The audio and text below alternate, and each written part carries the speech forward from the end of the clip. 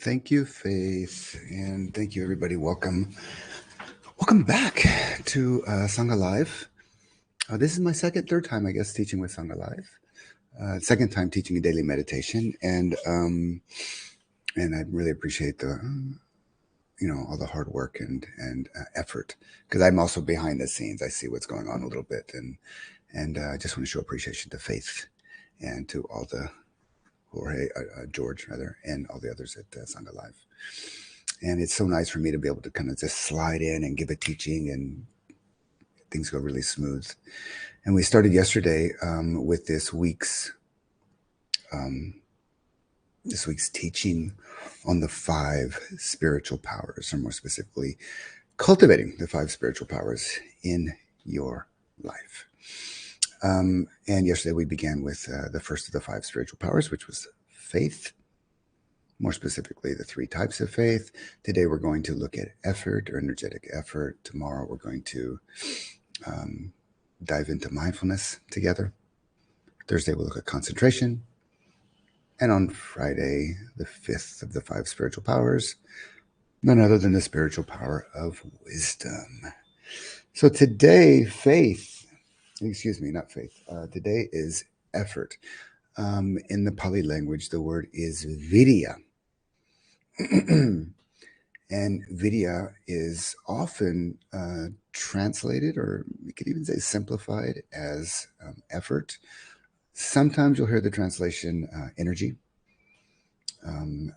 or maybe even the translation of energetic effort. And today we are going to try to redeem the E word in our meditation practice. We're going to try to parse out what is healthy effort, or wholesome effort, or beneficial effort, versus effort that just kind of leads to burnout. Because many of us, certainly Westerners who are kind of,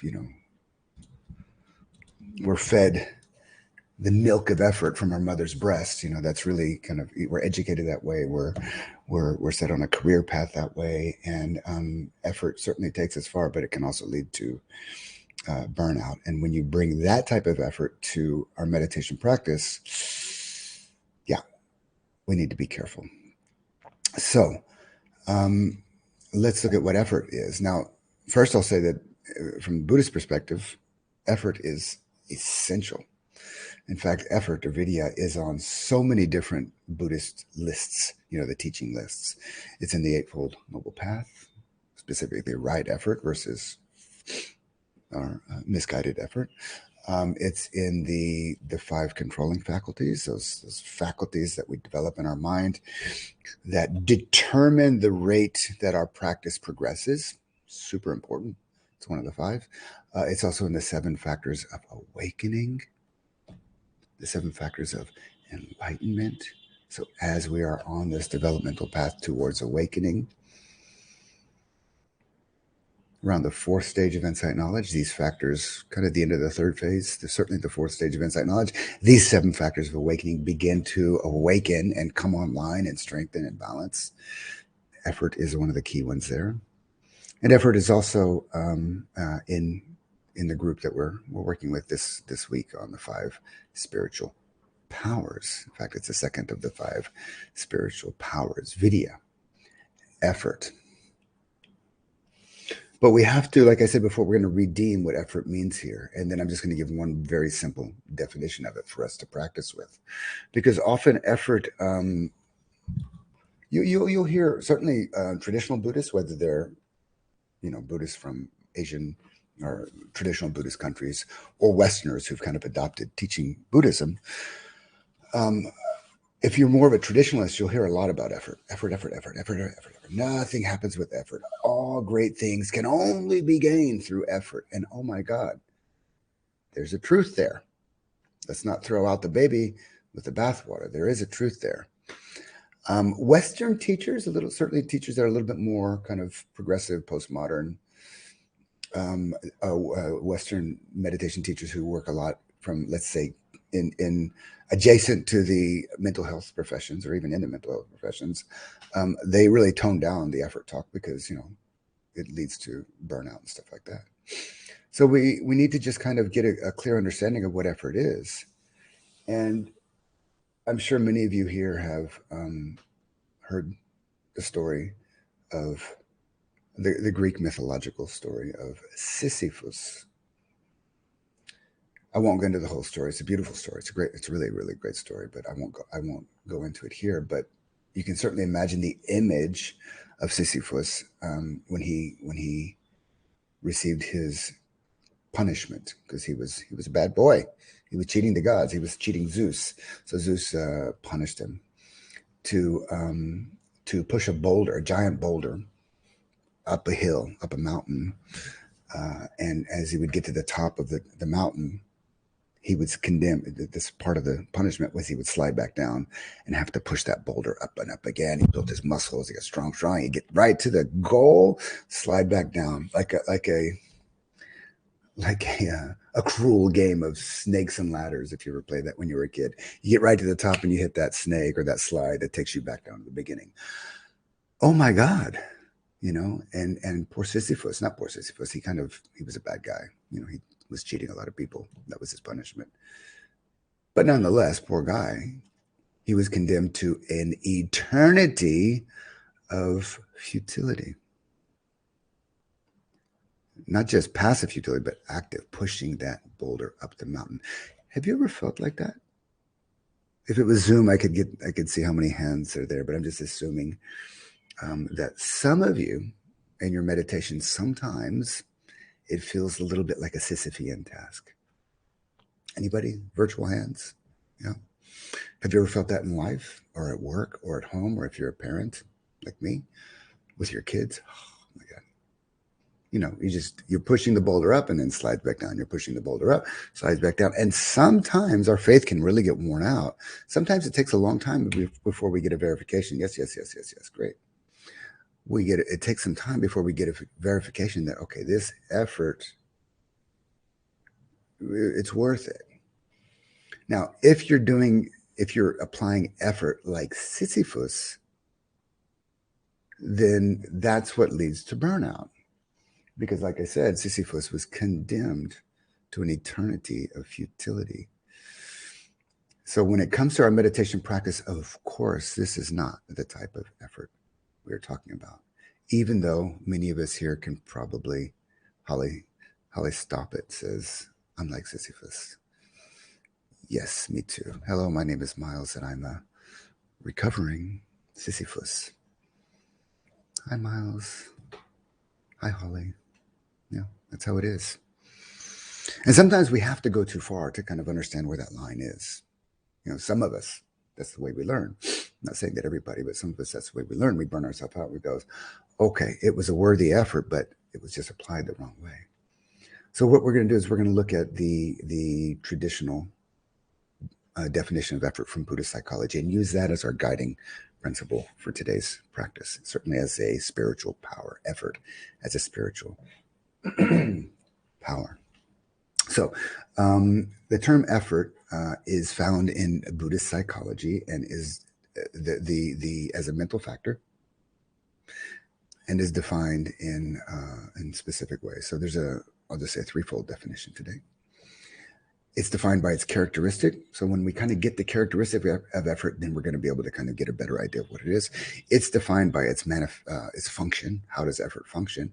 And it's defined by its manifestation, the way it manifests in our practice, the embodiment of effort. So first, the characteristic of effort. And of all the definitions, if you've been practicing with me before, you've probably heard me say this, but of all the definitions of all the mental states, the wholesome mental states in Buddhist psychology, it's probably not right to have preference, but I really love this definition of effort.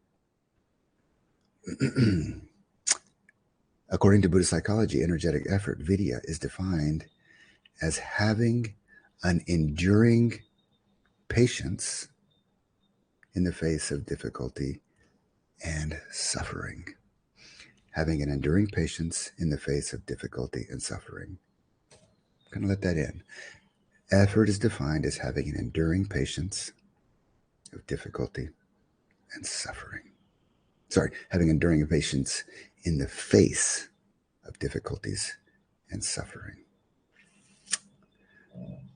So that right there kind of helps us define what's going on with the term effort. Because as we use effort in the English language, I guess also kind of European languages, um, maybe all languages, it's an active term. Like there's a mountain over there, there's the top of the mountain up there, and I want to go to the top of the mountain for whatever reason. Let's say it's a good reason, doesn't matter. I want to go to the top of the mountain, and I'm going to actively make effort to go climb that mountain. I'm going to actively, and it's challenging. You know, I hit boundaries, I hit limitations, I get out of breath, I hit altitude, I hit all these limitations I'm running into force me to make effort to go through, to push through, to push through, to push through. And that can be a good thing in certain conditions, certain situations. That cannot be a bad thing. In our meditation, that can be problematic for sure, because it's an active application of effort. And who actively activates that effort? Me, the self. There's an agency, there's an active agency in the term of effort. And anytime we are trying to apply active agency in our meditation, sometimes it could be okay, you know, the right time, the right place, it can be okay, the right degree, but it's too much is too much, because our meditation, our mindfulness meditation practice, as we move through the stages of insight, as our practice matures, that active agency is going to dissolve and relax and become more just open awareness. So when we're applying an active agency in our practice, it actually, instead of activating the practice to move forward, it kind of keeps us in the same place. So the term effort is usually active. The term non-effort or letting go of effort is usually passive. It's like, oh yeah. It's like there's a switch in my brain. Effort, I turn it on, let me do my thing. Non-effort, I turn it off. Okay, Netflix and chill. Now we know that Netflix and chill, whatever, isn't going to get you far. Nothing wrong with Netflix, nothing wrong with Netflix and chill, if you know what I mean. Nothing wrong with that. It's not a bad thing. Of course, if you're doing that all day long, then you know, it could be problematic, just as doing effort all day long is problematic.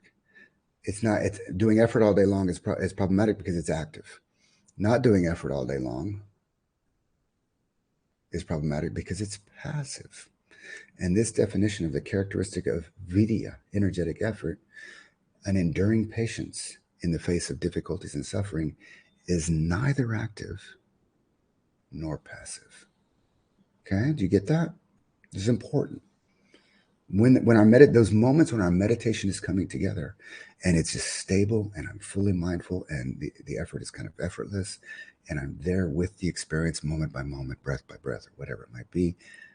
It's not active. There's no active agent inside, nor is it passive, like, oh my God, let me take a break. No, it's perfectly balanced in the middle of active and passive. It's neither active, neither passive, but perfectly balanced in the middle.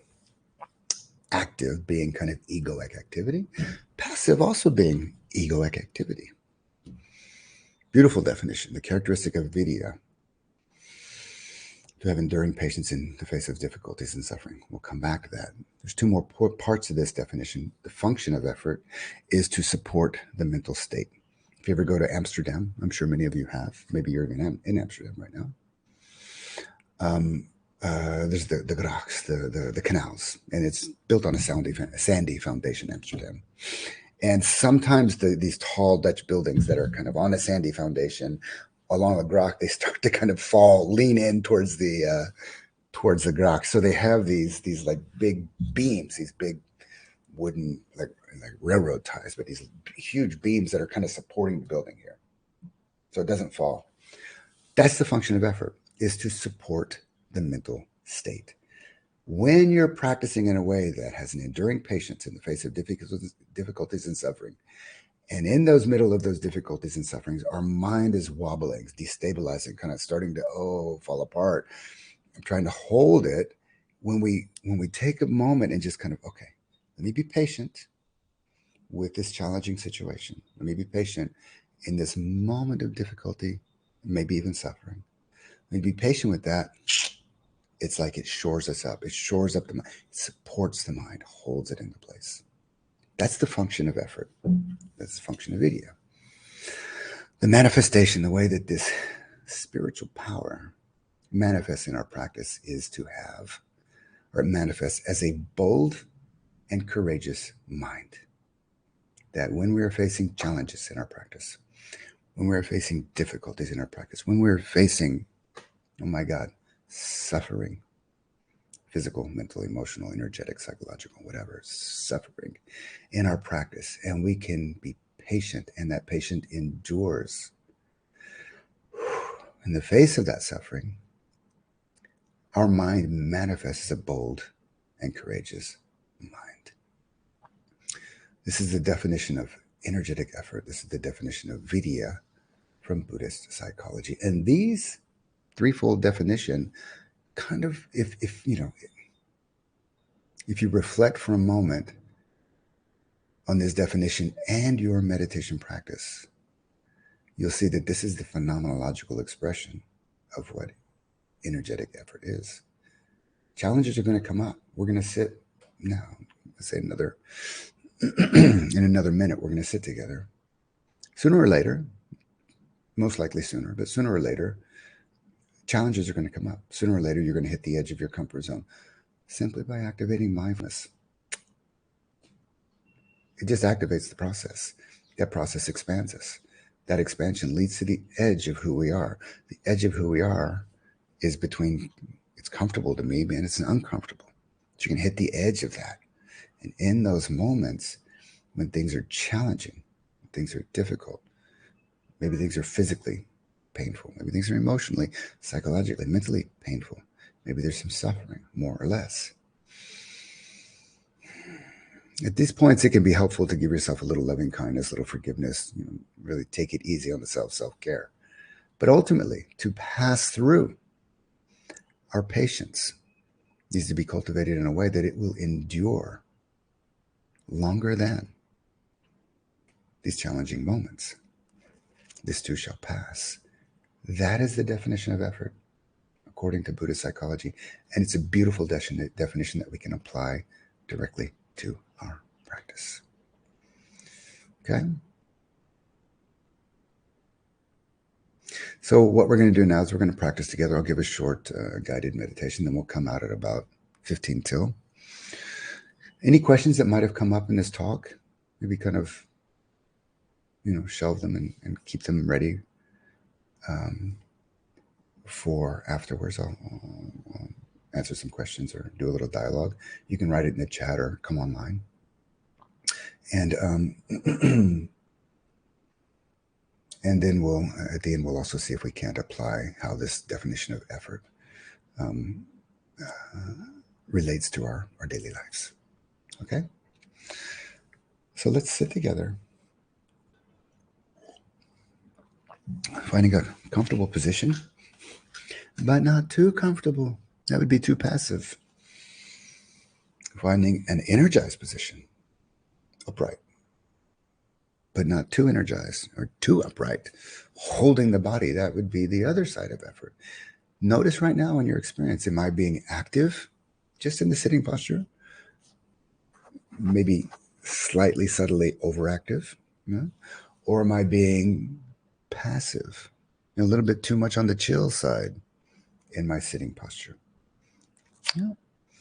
Just by being mindful of that, just by recognizing it, that helps us find that balance between active and passive. It helps us find that balance of the wholesome definition of the term effort, vidya. And take a moment being mindful of the body, and without preference, noticing whatever predominant sensations, experiences are coming up in the body. No preference, no manipulation. Do not try to change what is arising. Do not try to regulate what is arising. Regulation is good. We can definitely regulate mindfully. But regulating our experience is not meditation. Again, it can be a healthy thing to do, but in our meditation practice, we are simply being mindful of whatever's arising. And often what we regulate is unpleasantness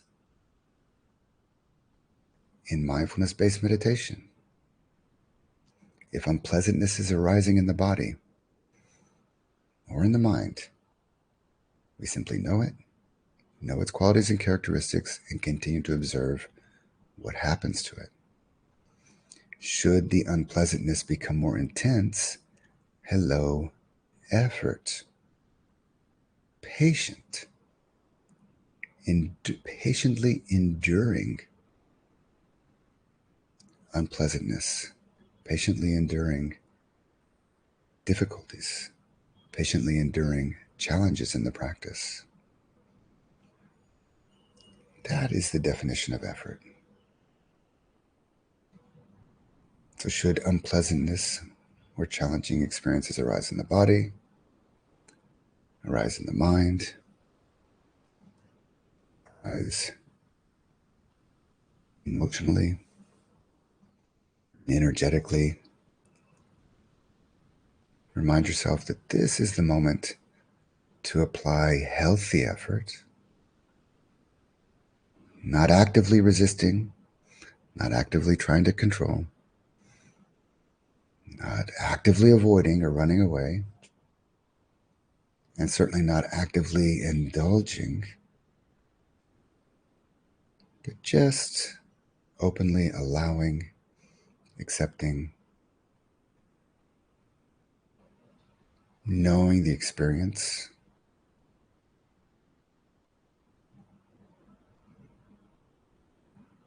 knowing the experience might grow in intensity, knowing the experience if it stays the same in intensity, knowing the experience if it diminishes in intensity.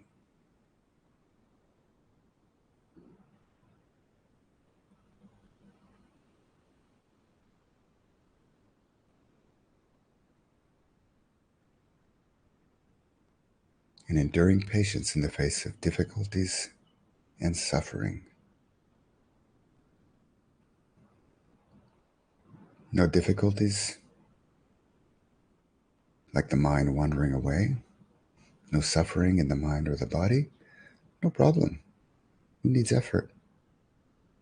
We can just stay with the experience beautifully, effortlessly, moment by moment. This does arise in the meditation practice. But because all phenomena, all experiences are conditioned, this will also pass in the meditation practice. And should any level of dukkha, unsatisfactoriness arise, first face, open and allow, accept, yes, this is dukkha.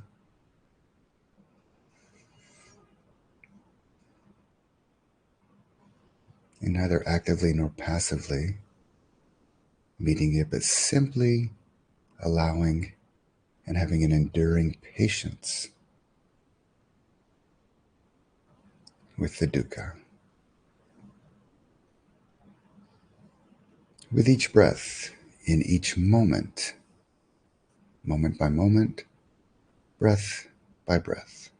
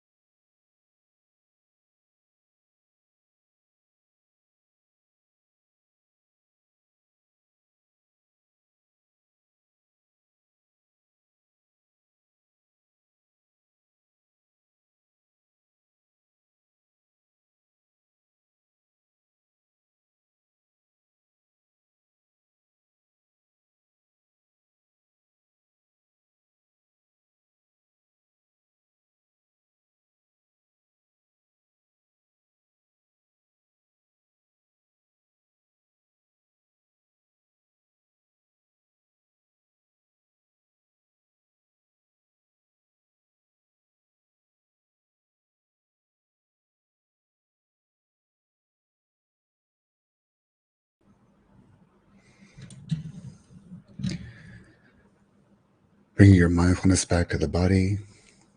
Feel the body.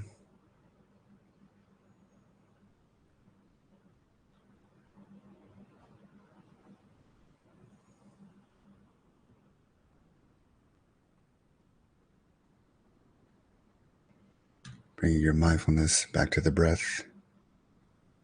Feel the breath.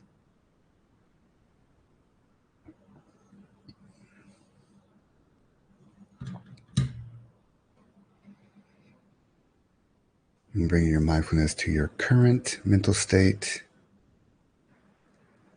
Know your mental state.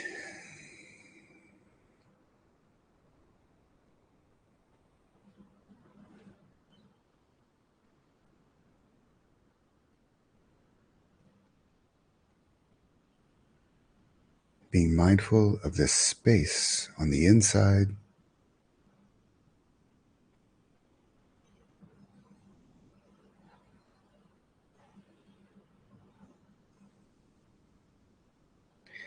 And as you slowly open your eyes, coming out of the meditation, being mindful of the space on the outside.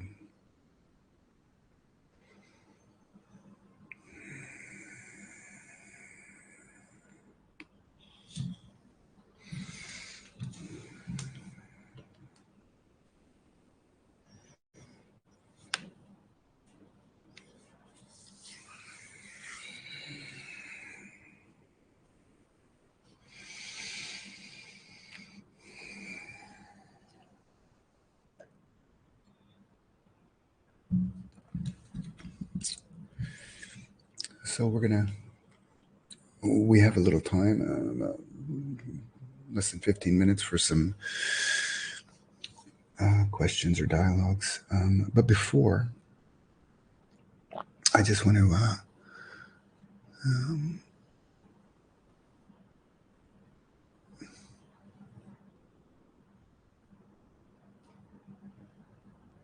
thanks, Heidi.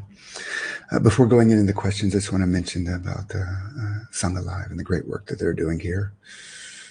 Sometimes it takes us a moment to come out of the meditation, but we'll ease out of it with, one of the 10 spiritual perfections that gets cultivated in our meditation practice is the perfection of dana. In fact, it's the first of the spiritual perfections.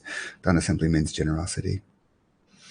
And Sangha Live, of course, works primarily on the dana system. Not totally, but certainly these daily meditation practices. And as I mentioned at the beginning, I've been part of Sangha Live. Martin and I are good friends for a while. I've been part of Sangha Live. I think this is my third visit. I have another one coming up in July for a day of practice. And I see a little bit of all the work that they're doing behind the scenes. And that's not even to mention the admin it takes for running this beautiful members community here, the online part. And none of that happens. I know a lot of people are doing a lot of work for, out of just the beauty of their hearts. But some of it does take resources. Yeah. And that's why that's why Sangha Live also offers the dana system. And dana is simply generosity. A little bit more practically speaking, it's donations. If you want to support Sangha Live in this amazing work that they're doing, bringing in all these really a wonderful collection of world-class teachers to your very living room, then Faith is going to post I think it's already posted at the top. She's going to post a link to help offer some donations. And remember, support the Dhamma. The Dhamma supports you. We support the Dhamma. The Dhamma supports you.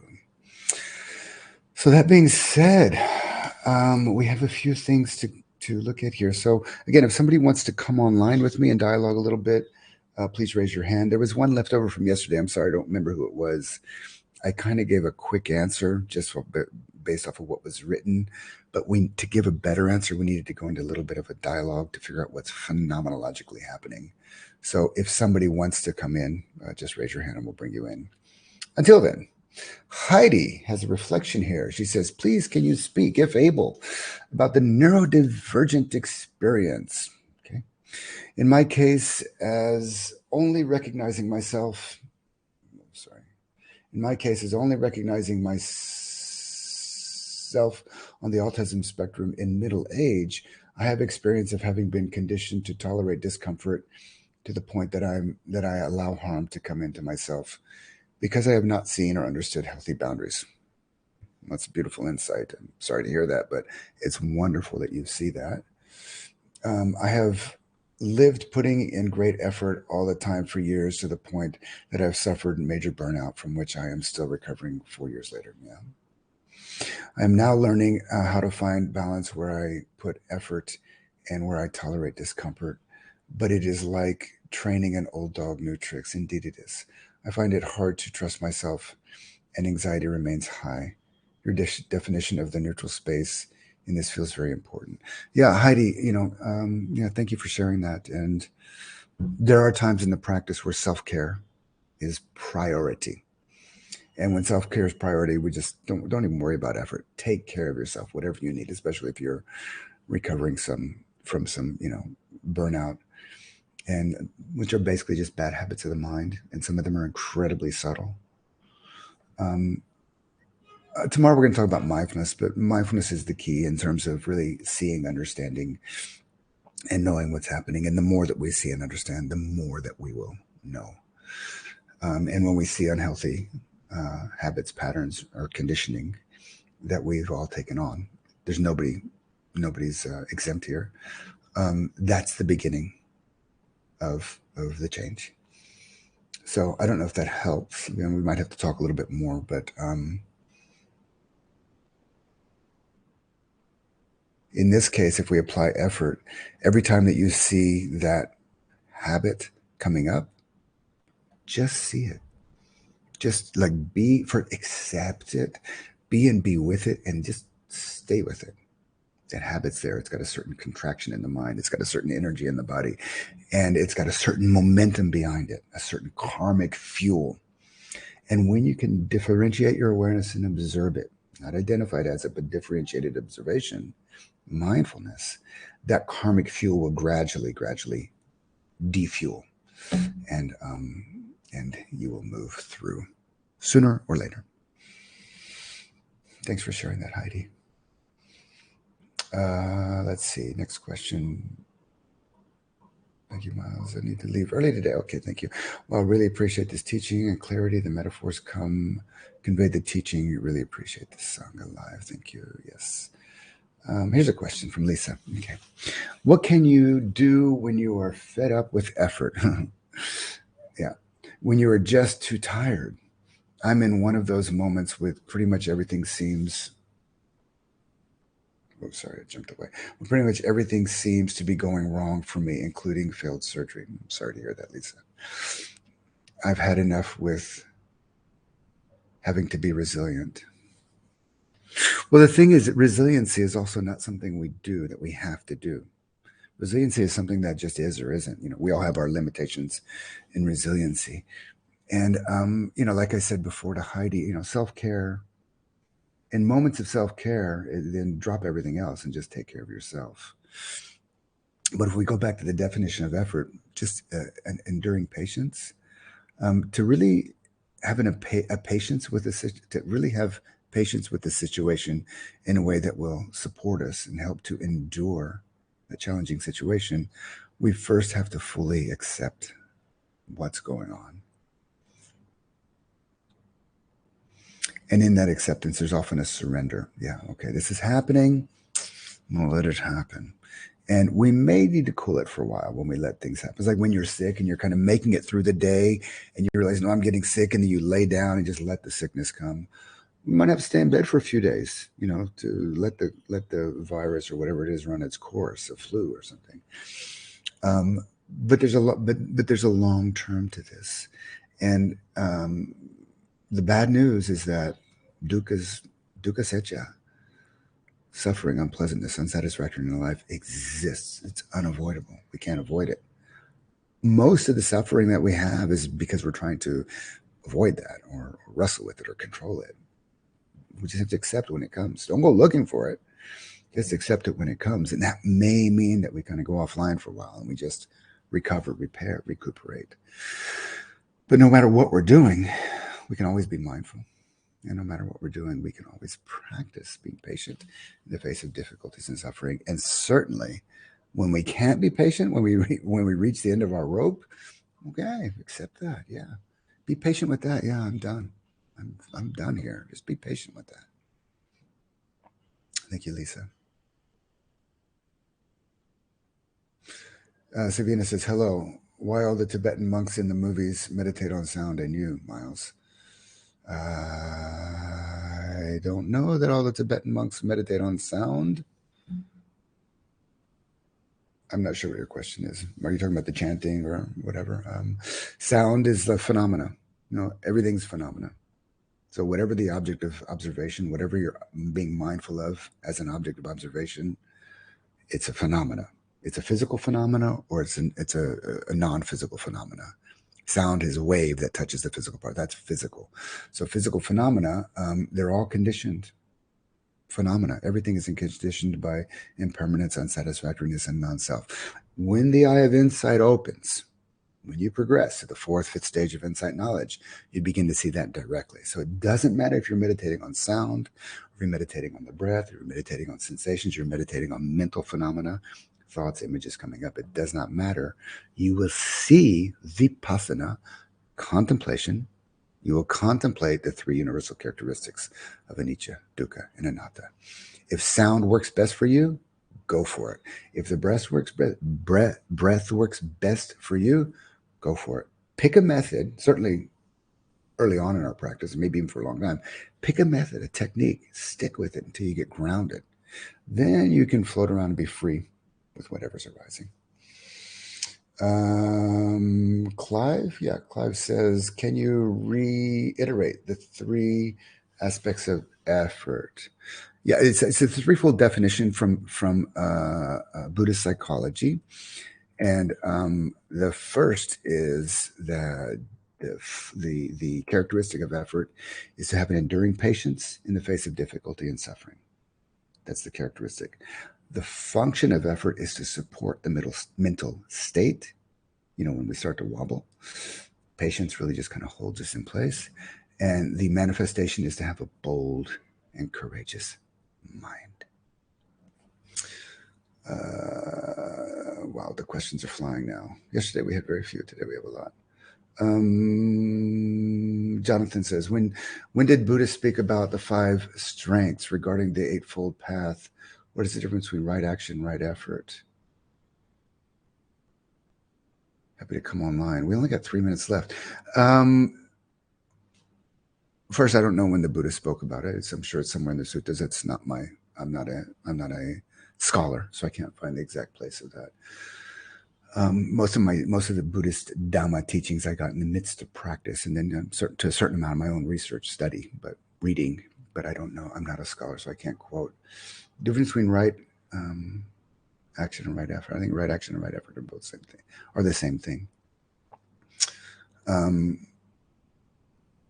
the short time that we have, I'm going to kind of leave it there. Right action would be any action that has positive, beneficial results. Wrong action would be any action that has negative, harmful results. Let's see, question. Can you speak about what you mean by spiritual factor and awakening factors? Yeah, so there's the spiritual factor, awakening factor. Let me just see what else is going on. Okay, we'll make this the last question. I don't know if I said spiritual factor. Certainly awakening factor. There's 7 factors of awakening. I was talking about effort in relationship to the different teaching lists in meditation, in Theravada Buddhism, Buddhist psychology. One is the Eightfold Noble Path, right effort in that case. The other is the 5 controlling faculties. So effort in this sense, the 5 controlling faculties are mental states that arise, that come online in our mind. And when they strengthen and balance, they control the rate of our progress. When they're weak, the progress is a little bit iffy or patchy. And when they're out of balance, the progress will be patchy. When they've reached a certain strength through natural practice, and when they're balanced, things tend to go really well. That's the controlling faculties. Effort is one of those. in terms of the 7 factors of awakening, that an enlightened mind, an awakened mind, has these 7 qualities naturally, and they're the qualities of mindfulness, investigation, energetic effort, joy, tranquility, concentration, and equanimity. These are when the stream of consciousness has been purified of, and the, let's say, the unwholesome mental states are receded or relaxed in those moments. These wholesome mental states, these 7 factors of awakening, are online. And as you move through the stages of insight knowledge, as you progress through your meditation practice, these 7 factors of awakening will be more and more dominant in the stream of consciousness, and the unwholesome mental factors will be less dominant in the stream of consciousness. We're going to leave it there today. So thank you very much, everybody, for joining this day of practice. Tomorrow, we're going to move to the 3rd of the 5 spiritual powers, which is none other than the spiritual power of mindfulness. And we'll see how to cultivate that in our practice and in our daily life. Thank you very much to Faith for her wonderful help here, and also to Sangha Live for the great work that they're doing. And thank you all for joining. And I want to wish you a great day of practice, a great week of practice. And may your practice lead you forward. May you be able to cultivate an enduring patience in those challenging moments. And may that lead you forward forever and always, forward in your path and practice of meditation. Thank you, everybody.